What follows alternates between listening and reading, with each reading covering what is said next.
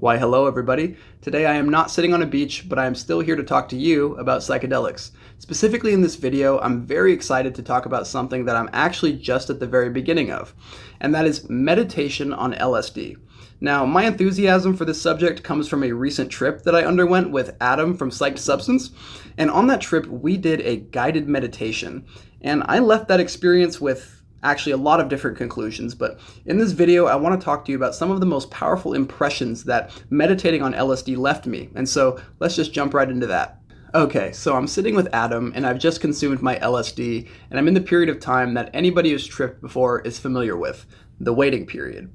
And the waiting period is usually filled with some amount of anxiety, often nausea for some people, and usually just general feelings of being uncomfortable.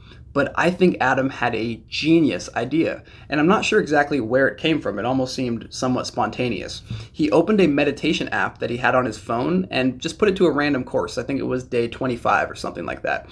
Okay, so that meditation track begins, and it asks you very simply to direct your attention to the breath going in and out.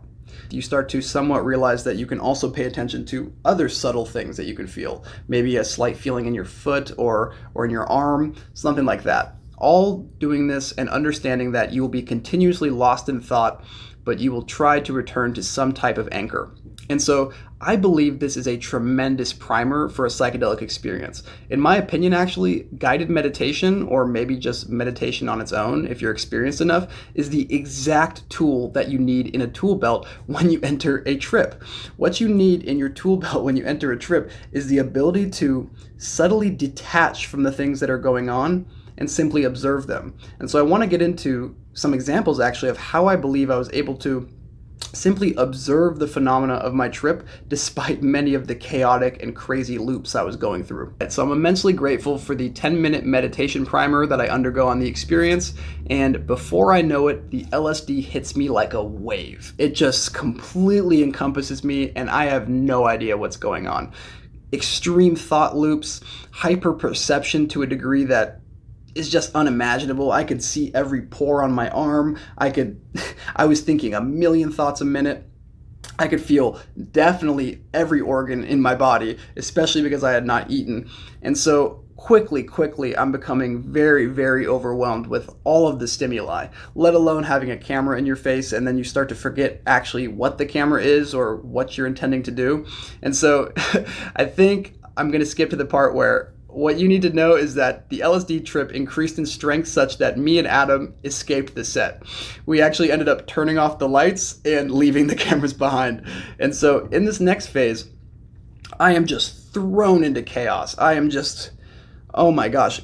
To say infinite complexity is an understatement because the amount of detail that I'm perceiving is just mind-boggling. And so me and Adam are moved to separate couches and we're sitting alone. I'm sitting on this couch and my perception is heightened, to say the least. I can feel every organ squeezing in my body because I was hungry earlier. I can feel every fiber of my sore muscles from the workout earlier. I can feel a slight headache. I can hear every thought going at just a constant loop.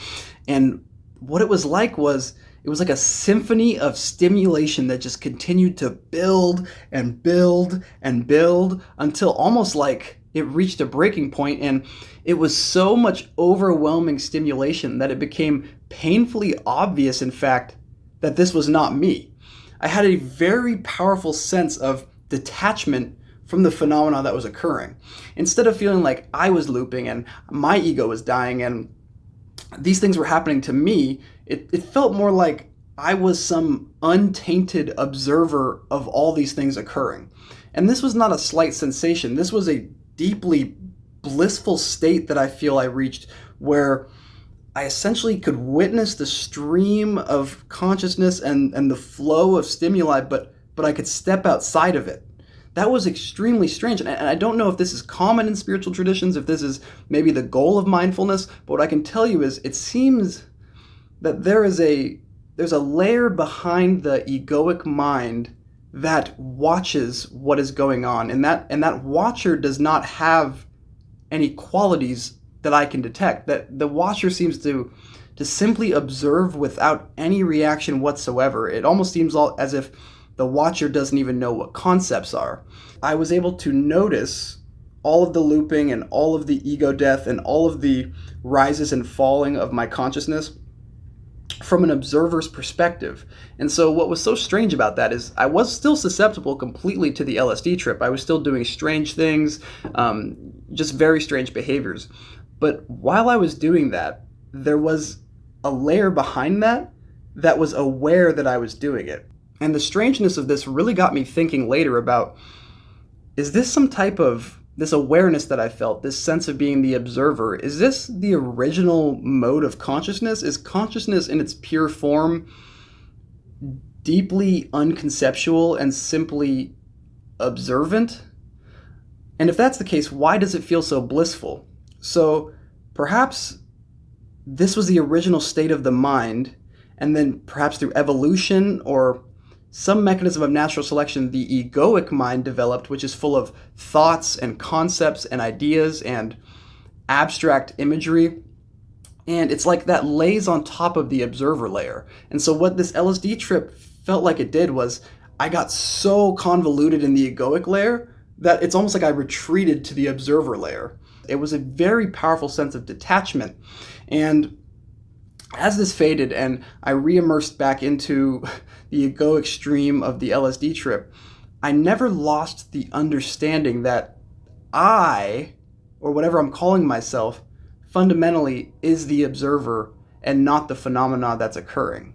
The sense of being the observer was so blissful and so deeply inherently meaningful and almost obvious that I completely understand why people who may have experienced this on LSD immediately flee to the East. I mean, I know Sam Harris was around my age when he abruptly decided to move to India and study religious traditions. I no longer am surprised whatsoever, because if this state is achievable, let alone without the use of psychedelics, I completely see why it's worth chasing is probably the exact paradoxical word I don't want to use, but I can see why it's being chased, because this state of the mind feels deeply natural and unconvoluted by the thought process. I didn't realize just how poisonous the thought process is until I stepped outside of it for a second. And outside of the thought process is essentially pure awareness. And so I really look forward to practicing pure awareness in the future, because it's not as if I'm walking around now understanding that I am the observer. It's more like this LSD was this insane catalyst that made my mind so noisy and overwhelming that it just became so obvious that I'm the observer, because I'm certainly not that wreck that formed. I'm clearly sitting behind this, not behind my eyes necessarily, but sitting behind the layer of experience, just observing it with nothing but awareness.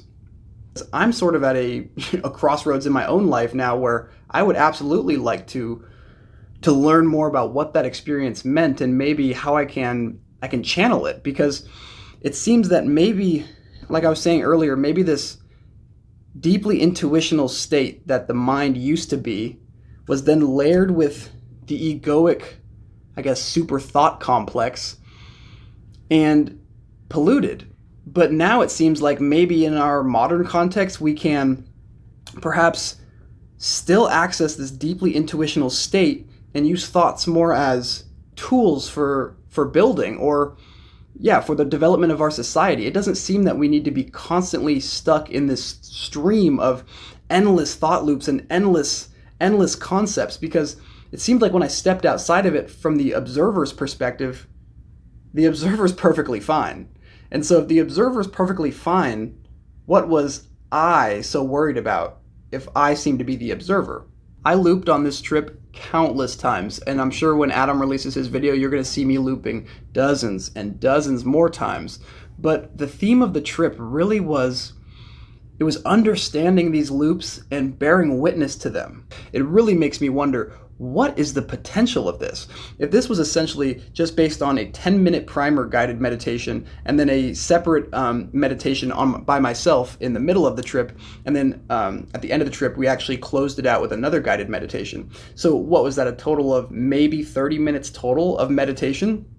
What is the upper limit to somebody who meditates for 8 hours on LSD? What type of being would I be if I was able to do that? Would I simply never leave this sense of being the observer behind experience? Because if so, I imagine you immediately probably start acting like some of these spiritual teachers like Eckhart Tolle and the like. Another question that this experience left me with is enlightenment possible? Insofar as there is a state that humanity can temporarily access that is deeply blissful, removed from worldly suffering, and I suppose extremely intuitional but also transcendent, if that can be harnessed, if that is the state that people like the Buddha claim to be in, that's enlightenment. So I think my views on whether or not the mind can be completely changed have altered completely. I'd now probably believe that through deep meditation, probably even without LSD, I'm sure without LSD, these states are achievable. Maybe experienced meditators access this more or less instantaneously, but what it took for me and my hard-headedness was to be so overwhelmed in a crescendo of stimuli that it was just obvious. All right, I think that's going to bring an end to some of my discussion about my guided meditation experience on LSD. In the future, you can absolutely expect more details of the strange nuances and looping experiences on this trip, as well as looking out for the actual video that Adam is currently producing. I also want to plug my Discord if you're lonely, if you're looking for people with like-minded thoughts, if you just want to stop by and have a nice cold beer. Join the Discord in the link below, a community of almost 3,000 psychonauts. So before I go, I want to thank some people that are extremely, extremely important to me, and those are my Patreon supporters. Jason Barnes, Devin Hall, Rudy Riza, Sarah Chapagain, Auntie Miko Maki, I'm sorry I can't say the rest, my pen bleeded, Rachel Simone, Ovidu, how about just Ovidu, Robbie, Jonathan Shinsky, 666, Cody, Yehuda Petscher, Dylan Duryee, Joseph, Leo Avila, Ethan Beitel, Caine Brown, Clayton Rodgers, Christian Bernadel, Justin Mumma, Nathan Milbrandt, Jerry Sidener, Turtle Toast, Nathan Yeshuran, Nathan Cournoyer, a lot of Nathans, Jackson Powers, Professor Jake Hall, Damian Scoose, Austin the Frogman, oh I'm sorry, not Austin the Frogman, Austin, well you have many roles, I'm not sure who you are anymore. Andrew Dowling, you're the final Patreon supporter. Thank you all so much. All right guys, I'll see you next time.